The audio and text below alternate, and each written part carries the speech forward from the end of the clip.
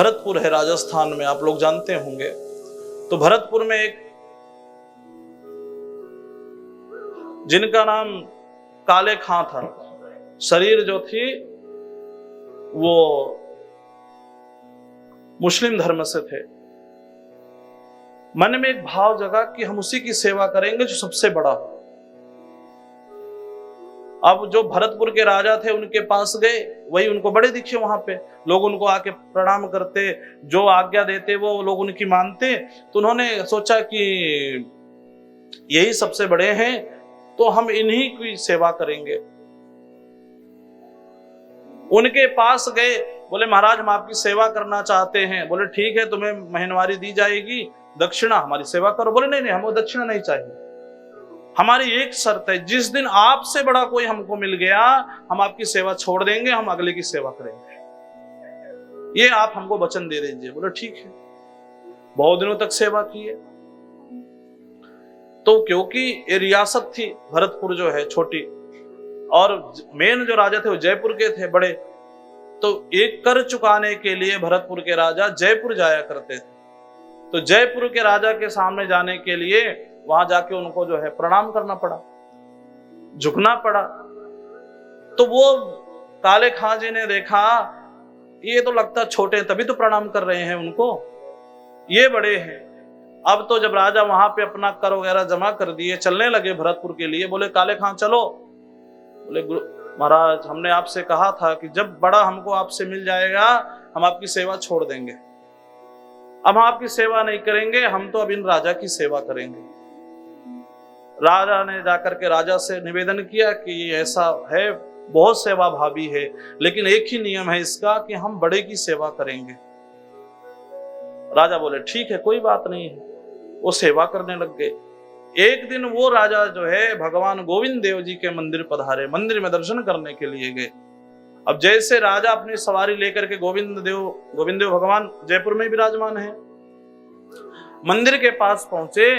अब तो शाही सवारी दूर ही छोड़ दिया, अपने पैरों की पादुका भी दूर कर दी, और जा करके गेट पर ही लंबी चौड़ी दंडवत लगाई, साष्टांग प्रणाम किया। काले खां को बड़ा आश्चर्य लगा, आप कहाँ आ गए हैं, ये कौन है? अरे ये तो जगत के राजा हैं, जगतपति हैं। अच्छा। अंदर में जाने के लिए जैसे आगे बढ़े, लोगों ने मना कर दिया कि आप अंदर जाने के अधिकारी नहीं है, आपका मंदिर में प्रवेश नहीं होगा। गेट पर रुक गए। राजा अंदर गए, जाके भगवान के दर्शन किए, प्रणाम किए, पूजा किए, बाहर आए। बोले चलें? बोले नहीं महाराज, हमारी यही शर्त थी कि जिस दिन आपसे बड़ा हमको मिल जाएगा हम आपकी सेवा छोड़ देंगे। बोले ठीक है, लेकिन तुम कौन सी सेवा करोगे, यहां तो तुम कोई सेवा नहीं कर सकते हो। बोले कोई भी सेवा हमको मिल जाए पर हम सेवा करेंगे। लोगों ने कहा कोई बात नहीं, इसको चौकीदारी कर दो, कोई जूता चप्पल पहन के मंदिर में ना घुसे, ये ध्यान दे। अब लोग की बात मान करके काले खां जी मंदिर के सामने बैठ करके गेट पर, और लोग कहीं जूता चप्पल पहन के मंदिर में ना घुस जाएं। अब उनको तो पता नहीं था ना, मंदिर रात को बंद हो जाता है, फिर कोई नहीं जाता। अब वो तो जाने कहीं लोग रात में भी ना घुस जाएं। तब क्या करने लगे कि रात और दिन 24 घंटे वहीं गेट पर बैठे रहें, अपना नित्य क्रिया करें, और फिर गेट पे आके बैठ जाएं, कहीं हमारी सेवा में कोई त्रुटि ना हो जाए। काफी दिन बीत गए। एक दिन ठाकुर जी ने लीला करी। रात्रि का, अर्धरात्रि का समय था। उन्होंने देखा एक 16 वर्ष का राजकुमार, जिसके साथ में हजारों रानियां हैं, हजारों दास दासी हैं, इतना सुंदर चेहरे पर तेज है, अद्भुत आभा है, सुंदर कानों में कुंडल है, मोर मुकुट है, हाथ में बंसी लिए हुए है, बगल में महारानी भी हैं। उनकी सेवा मनुहार करते हुए हजारों सेविकाएं हैं, सखियां हैं, और वो मंदिर से बाहर निकल रहे थे। तो उसे लगा कि लगता यही राजा यहाँ के हैं, क्योंकि आज तक इतना सुंदर कोई हमको दिखा नहीं। अब वो साइड हो गए, भगवान चले गए बाहर।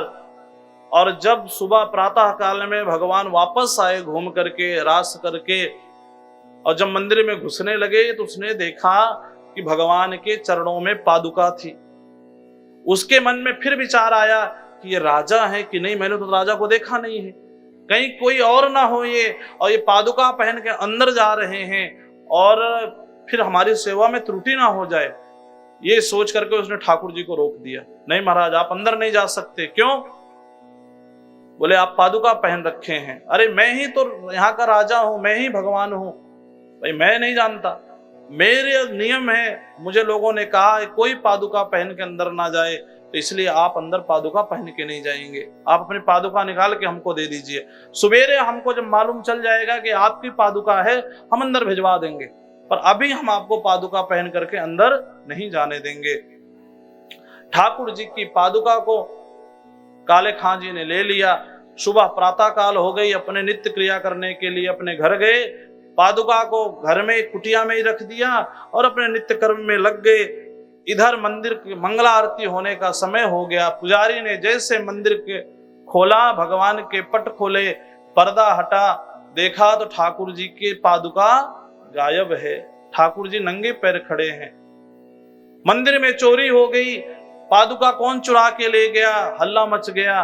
राजा आए, महाराज किसी ने मंदिर में घुस करके चोरी की है, ठाकुर जी की पादुका गायब हो गई। अब तो सारे लोग ढूंढने लग गए। बोले रात में वो काले खां यहां सेवा करता है, उससे ढूंढ करके लाओ। जैसे लोग उनकी कुटिया में गए, घुसते ही पादुका दिख गई। अरे राम राम, इसने तो पूरे मंदिर को भ्रष्ट कर दिया। मंदिर में घुस करके, एक तो अधिकारी नहीं है, और घुस करके ठाकुर जी को स्पर्श किया, मंदिर में जाके पादुका चुराई, मंदिर को भी इसने भ्रष्ट कर दिया। अब तो लोग काले खां को पकड़ करके मारना आरंभ कर दिए। ऐसी भीड़ महाराज, उन्मादे लोग, जिसके ऊपर टूट जाए उसका क्या होगा। डंडे लाठी जूते से ऐसा मारे कि काले खां के शरीर से रक्त की धार बहने लग गई। अधमरा करके छोड़ दिया। भगवान की पादुका लेकर के मंदिर आए। मंदिर को प्रोक्षण करना पड़ेगा, पवित्र करना पड़ेगा। इस विधर्मी ने अंदर में घुस के, अब उनको क्या मालूम कि ठाकुर जी ने क्या लीला की है, और इसने जो है मंदिर में जाकर ठाकुर जी को छुआ है। अब ठाकुर जी का अभिषेक करना पड़ेगा। जैसे पुजारियों ने गोविंद देव भगवान के वस्त्र को हटाना आरंभ किया, ठाकुर जी दर्द के मारे चीख पड़े, और जैसे पुजारियों ने कपड़े हटाए तो ठाकुर जी के शरीर से, दिव्य मंगल विग्रह से रक्त की धार बहने लग गई। सारे लोगों ने हाथ जोड़कर निवेदन किया, प्रभु ये क्या लीला है, ये आपके रक्त की धार कहां से बह रही है।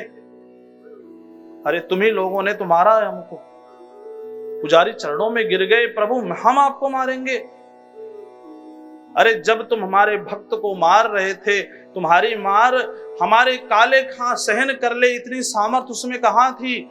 हम अपने भक्त को लेके अपनी गोद में छुपा रखे थे और अपनी पीठ पर सारी मार को सहन कर रहे थे, और उसके सारे जख्म, सारे घाव हम स्वयं ग्रहण कर लिए। अब क्या करो प्रभु, हमसे बहुत अपराध हो गया, अब तो कृपा करो।